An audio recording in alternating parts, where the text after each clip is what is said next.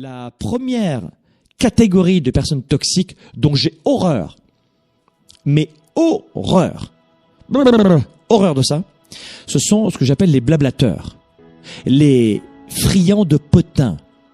Tu sais, ce type de personnes qui adorent lire des magazines people, tu sais, et qui dit, ah ben moi, ça, vraiment, t'as raison, hein, vraiment parce que t'as vu, et qui va s'intéresser plus aux autres et aux potins qu'à elle-même et qu'à sa croissance.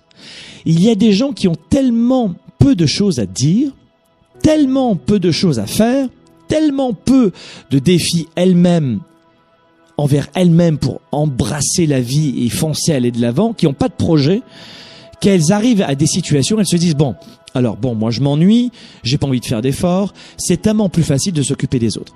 Et c'est ce que j'appelle les friands de potins. Je vais vous dire un truc.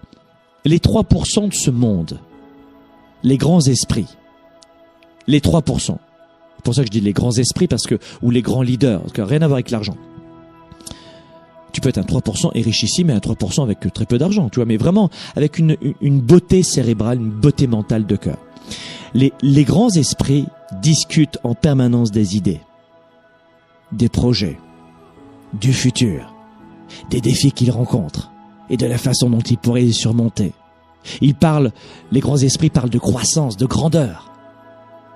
Alors que les 97%, les gens dans la moyenne, discutent des événements, discutent des autres, discutent des gens en permanence. Donc vraiment le distinguo entre un 3% et un 97%, et surtout un 97% blablateur entre guillemets, c'est quelqu'un qui va constamment s'occuper des autres. Et pas dans le bon sens. Qui va en permanence s'occuper de ce qui ne le regarde pas.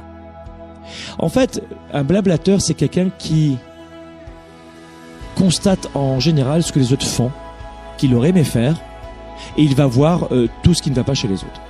Alors que vraiment une personne qui va être à l'opposé de ça va parler de grands projets et de lui dans l'action ou de ce qu'il propose dans l'action. Donc, virez-moi, éloignez-vous des blablateurs. J'ai horreur de... Si vous savez, je serais menteur si je vous disais que j'en ai pas souffert. Je serais menteur.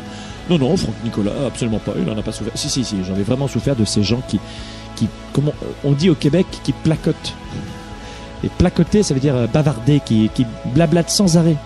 Et en fait, je vais vous dire un truc qui va peut-être... Vous avez trouvé ça dur, mais je vais vous dire la vérité. Attention. C'est parti. Les amateurs de potins, les blablateurs, adorent une chose. C'est commenter le malheur des autres. Commenter les péripéties des autres. Les blablateurs tirent leur plaisir du malheur des autres.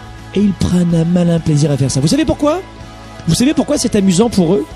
Eh bien parce que c'est tellement plus facile de regarder les défauts des autres, les problèmes des autres, plutôt que de s'intéresser à sa propre médiocrité. Quand vous n'avez pas de projet, quand vous ne croyez plus en vous, quand vous ne faites plus aucun effort, qu'est-ce qu'il vous reste à faire ? Vous tournez la tête et vous vous occupez des voisins et de la nouvelle voiture qu'ils ont achetée. Tu te rends compte, hein ? Vous devez absolument comprendre qu'on ne change pas un blablateur. Ne perdez pas votre temps à les comprendre, à les changer et cessez de les accepter.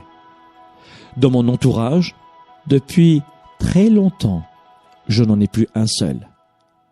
Je n'en côtoie plus un seul. Je veux même plus en entendre parler.